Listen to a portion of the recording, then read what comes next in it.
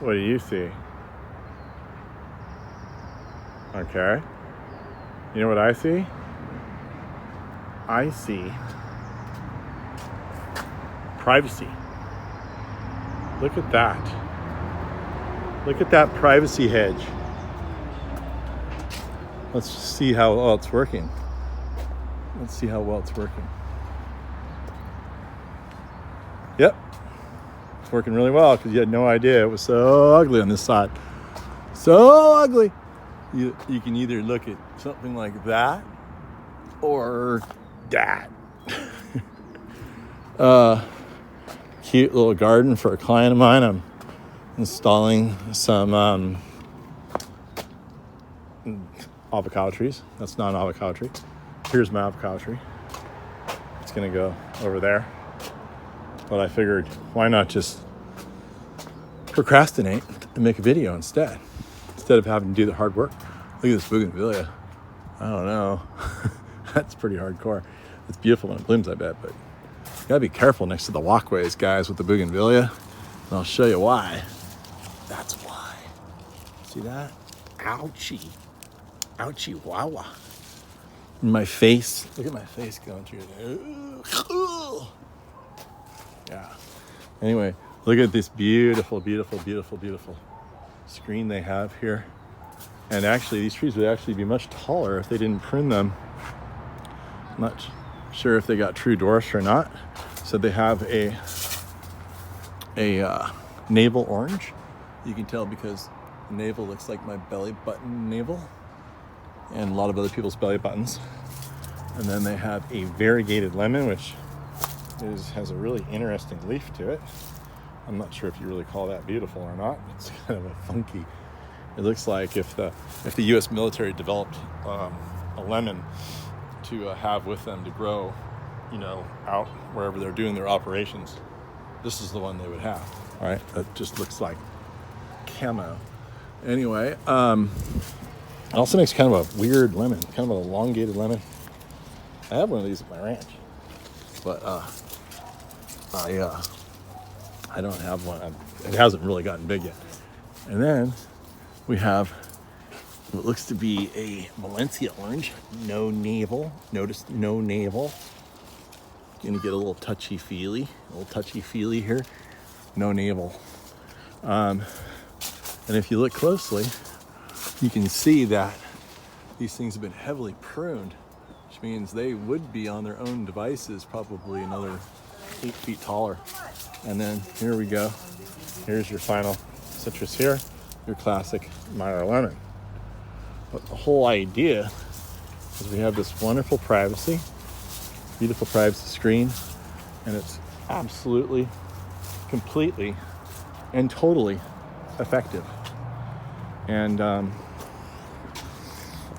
guess I don't really have anything else to put off the inevitable, so I guess I'll just go work.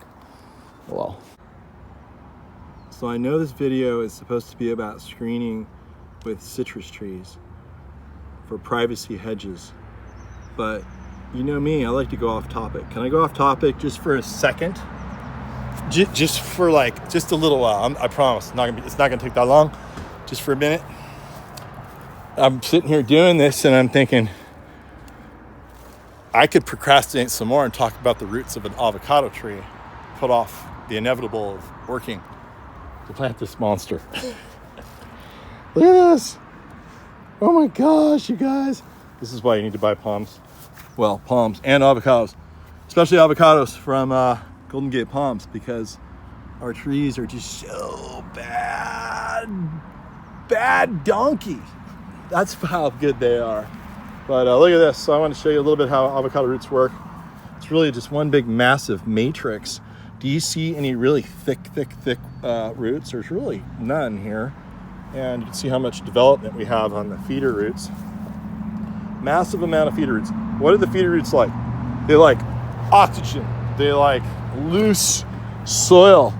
They like a lot of high organic concentration of soil. They also appreciate some mineral qualities to them. Look at that. I mean, they'll grow in clay and everything. We have our rootstocks are pretty tough that way.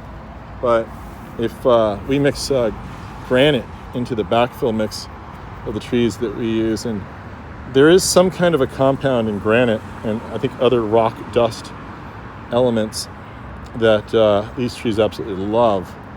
And so this is what you get. This is what you get when you order an avocado tree from Golden Gate Palms. Big giant thing like this. Look at all the flowers. Oh, there's no fruit on this tree.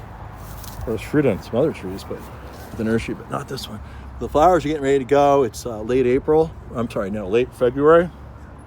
So figure March, April, May, flowering season.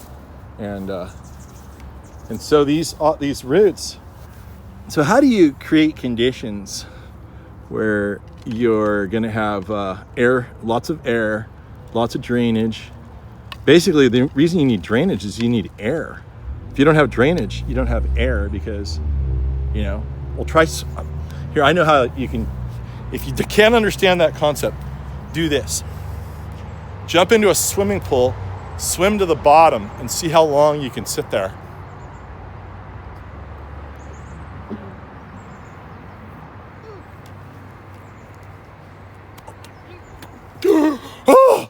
I need air. You need air, right? Everybody needs air. So does this avocado tree. How do you get more air? Well, you can mound it up a bit, plant it in really loose soil. And if you mound it up, that gives a chance for the water to drain away, thus allowing air into the root zone. So anyway, we're planting into grass here.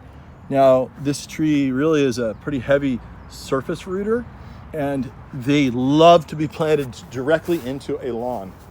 The lawn always has lots of moisture on the top bit, and I think the lawn is always giving off a little bit of nutrient load because all this stuff is always decomposing. But I don't know exactly what it is about lawn conditions, but these avocado trees absolutely go berserk when they're planted in a lawn. If the lawn stays green, the avocado stays green. So anyway, citrus privacy hedges are super cool, but aggressive avocado roots are even cooler than that. Okay, party people. For all of those of you who have watched my channel for a long time, especially watched the avocado videos, you can just turn it off because you've heard this a million times before. But I figured there might be somebody new. All right, they were like, well, the guy didn't show us how to finish plant the avocado. He just showed us the hole in the roots. All right, there you go. Boom, right? Get your really good, we have this really good palm tree mix here. Palm and citrus and avocado mix. It's highly organic, and we even sprinkle a little bit of organic fertilizer on top here that we specially sell. And look, see, it's mounded up a little bit. See that, people? The mound? Can you see that? I can see it. Okay, and then now I'm gonna mulch it. Boom, some mulch. Just cover the whole thing with mulch.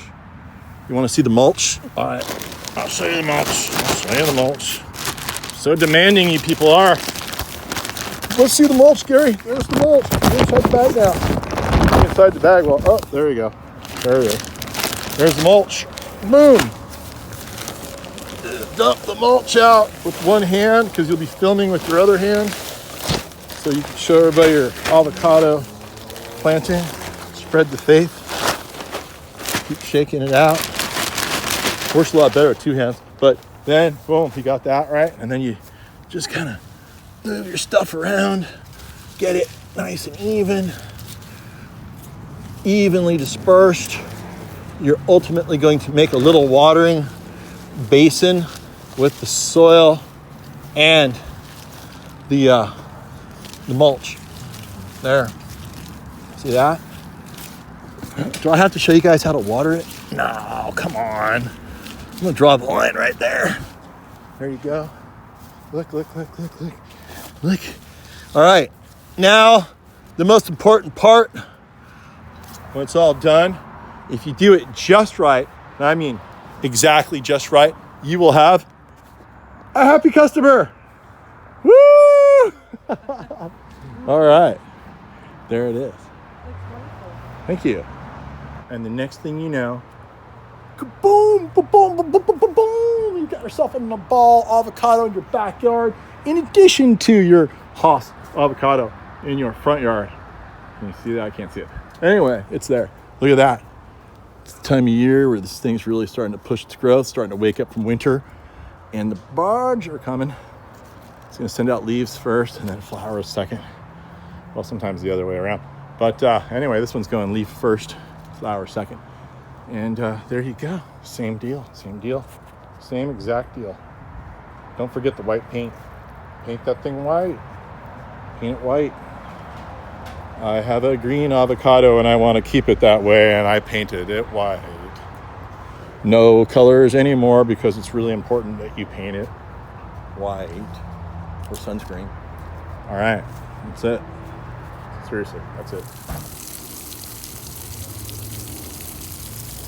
Well, said I wouldn't do it. I wouldn't want to shortchange you guys. That's how you water an avocado tree. And if you're really nice to the tree, you'll hose off all of the dust that it undoubtedly collected in my nursery and on the road. And while I was moving all this dirt around, soak the whole thing really, really good. And you probably want to water it. It's hard to say, you know. Watering is a completely complex thing, but basically you need to stay moist, whatever it is required to do that. You don't want it to be soaking wet all the time. You don't want it to be bone dry. It actually can be bone dry briefly. Then you really have to replace that water because it will actually store moisture in its stem tissue, its leaves, but not for very long because it'll have to live on that until it gets more water in the roots to replenish itself. And that's why it needs more water. But soak the whole thing really good. Maybe once a week in winter, twice a week in spring and fall, 3 times a week in summer, generally. Maybe 5 gallons each time when they're young. So, I don't know. You got to eventually figure out your watering. Moist all the time, moist all the time. Moist.